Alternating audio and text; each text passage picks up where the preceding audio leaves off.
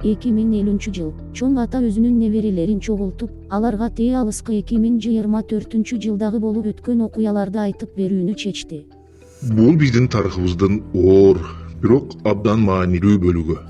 2024 жылга чейин Кыргызстанда 3 революция болуп, бийликке келгендер чоң өзгөрүүлөрдү убада кылганы менен эч нерсе өзгөрүлгөн жок.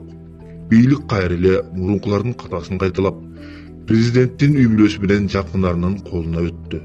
Мектептерге, ооруканаларга жана жолдорго кетиши керек болгон акчалар бийликтегилердин байманапча жашоосуна жумшалды. Карапайым калк медициналык жардам алуу үчүн узун кезектерге турушчу.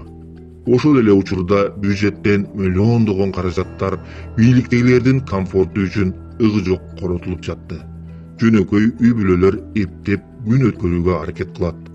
Ал эми бийлик хан сарайларды куруп, элдин акчасын чет өлкөдөгү банктарга жөнөтчү. Көпчүлүк эл үн катпай калган.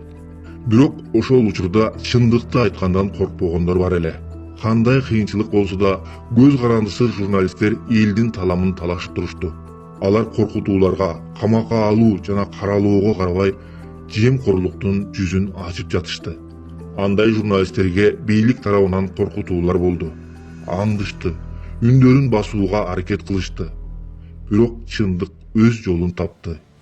Эл ким чындап алардын таламын талашып жатканын көрүп, туюп турду. Дал ошол жылы өлкө келечеги сөз эркиндигинде, чындыкты айтууга даремети жеткен кайраттуулукта экени айкын көрүндү.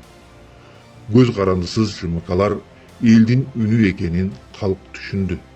Эми силер сөз эркиндиги эмне үчүн маанилүү экенин билдиңер.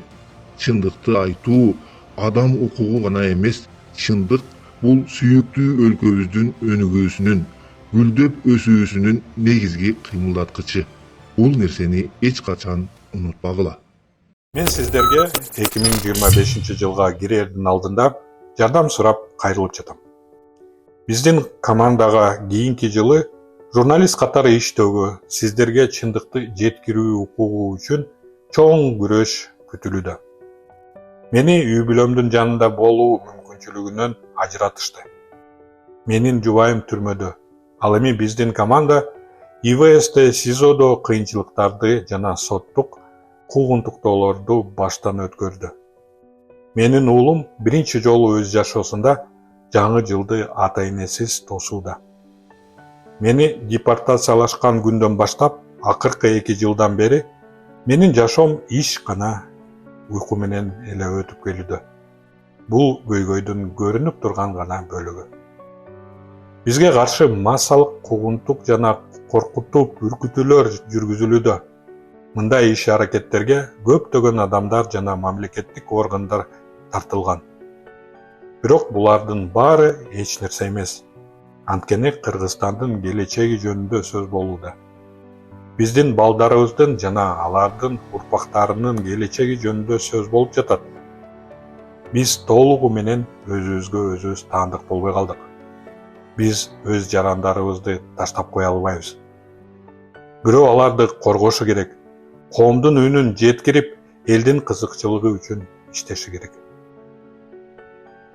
Биздин милдетибиз коррупционерлерди жана жалганчыларды ачыкка чыгаруу.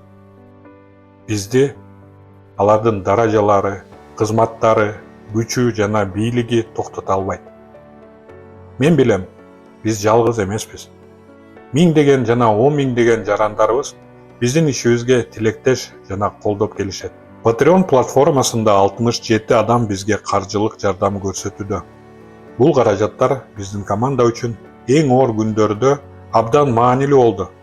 Биздин максатыбыз биздин колдоочулардын санын дагы 200 адамга көбөйтүү кийинки жылы. Ишенип коюңуздар, биз дайыма сиздер менен болобуз. Биз элге каршы кылмыштар жана бийликтин калптары жөнүндө акыйкат маалымат берүүнү улантабыз. Жаңы жылыңыздар менен.